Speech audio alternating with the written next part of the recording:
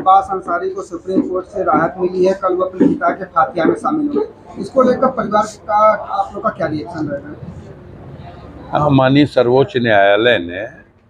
एक याचिका दाखिल हुई थी, उसमें अब्बास अंसारी को जब उनके पिता मुख्तार अंसारी साहब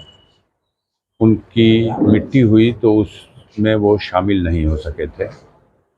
और आज सुनवाई हुई तो चूँकि कल उनका फातिहा है 10वीं का, तो माननीय सर्वोच्च न्यायालय ने उस फातिहे में उनको शिरकत करने के लिए इजाज़त दे दी है। अब रमज़ान का महीना है, फजर की अज़ान होती है सूर्योदय से पहले, और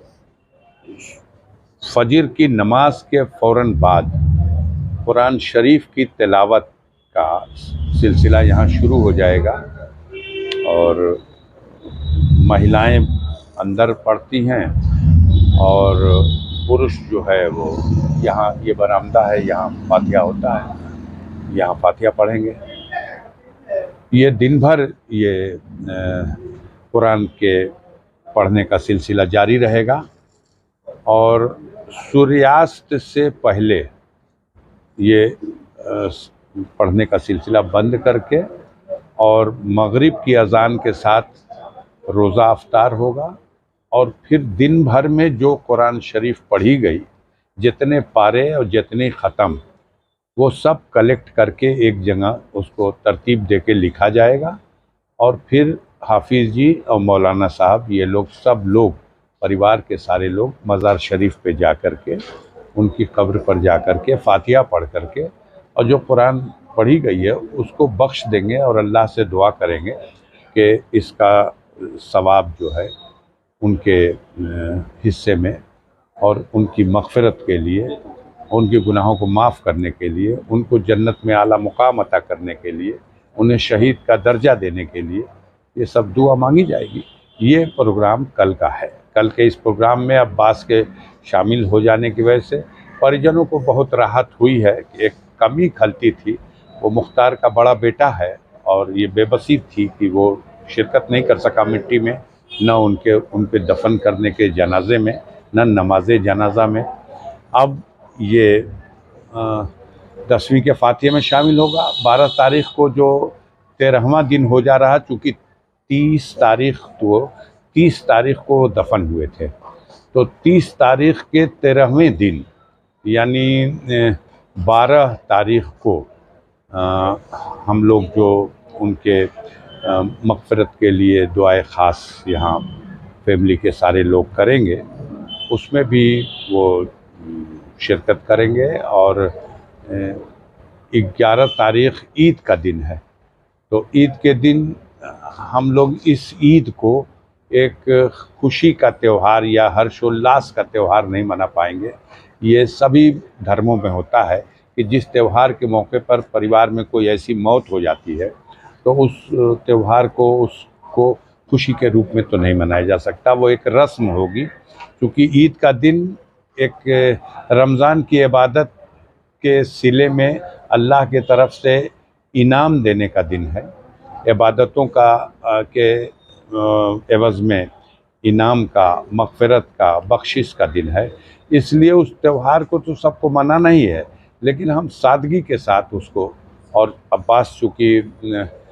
इजाज़त मिल गई है, तो वो 11 तारीख़ को भी हम लोगों के साथ अपने वालिद के मग़फ़िरत की दुआ और अपने परिवार के लोगों के साथ सादगी के साथ इस ईद की रस्म को भी, जो पहली ऐसी ईद होगी जब मुख्तार साहब इस दुनिया में नहीं रहे, और वो ईद फैमिली इस तरह से मनाएगी, तो उसमें भी शिरकत करेंगे। हम लोग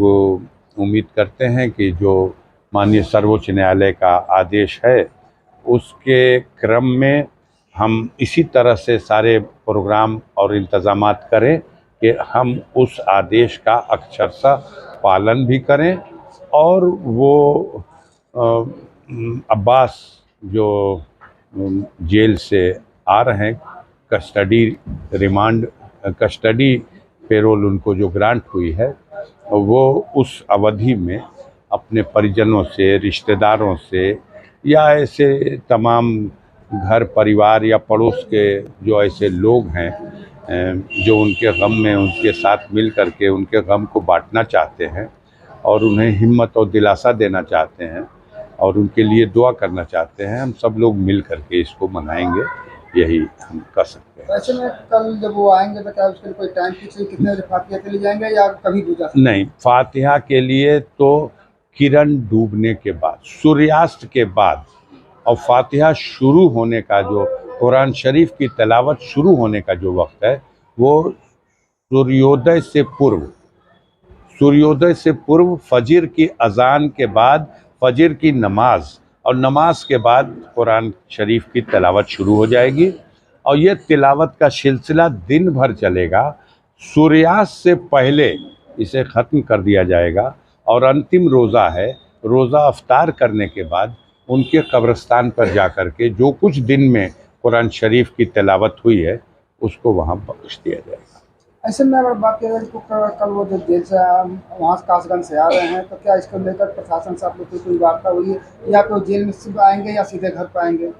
अब ये हम बता नहीं सकते, जो आदेश है उसके हिसाब से प्रशासन के लोग भी उसका अनुपालन करेंगे, हम लोग भी पूरा सहयोग करके उसका अनुपालन करने की कोशिश करेंगे। हम आम लोगों से ये अपील करेंगे कि इस मौके पर अनावश्यक भीड़ भाड़ की भी ज़रूरत नहीं है। जो सगे संबंधी हैं, रिश्ते नाते वाले हैं, हमारे पड़ोसी हैं, बस हम लोग इसको चूँकि अब्बास की मौजूदगी में बहुत भीड़ भाड़ लगे और एक फिर कोई न कोई इस बात को लेकर के प्रशासन या किसी के लिए एक तनाव बने, हम ऐसा नहीं चाहेंगे। हम अपील करेंगे सबसे, मेरी गुजारिश होगी आपके माध्यम से कि सब लोग इसमें सहयोग करें। इसको वो अपने परिवार में, अपने बीवी बच्चों के पास, अपने भाई से मिलने, अपने घर वालों से मिलने, आप सब लोग जो उनसे मोहब्बत कर रहे हैं सब से मिलने की गरज से आ रहा है। लेकिन ये ध्यान रहे कि ऐसे माहौल में एक वक्त भीड़ लगा देना भी हम लोगों के लिए एक परेशानी का सबब पैदा होगा। इसमें मेहरबानी करके भीड़ ना लगाई जाए, अनावश्यक कोई ऐसा काम न किया जाए, कोई किसी तरह की अपनी तरफ से ऐसी हरकत न की जाए जो किसी को शिकायत करने का किसी तरह का कोई मौका मिले, क्योंकि अदालत के आदेश से ये सहूलत मिली हुई है, तो हमें अदालत के आदेश का भी सम्मान करना है और अपना जो आ रहा है एक परिवार का एक सदस्य, उसके गम को हमें बांटने की कोशिश करना है, उसे दिलासा देना है। उसके वालिद मोहतरम का इंतकाल हुआ है और वो पहली बार आ रहा, हम समझ सकते हैं उसके दिल पर क्या बीत रही होगी। तो हम सब लोगों को इस बात का लिहाज रखना है।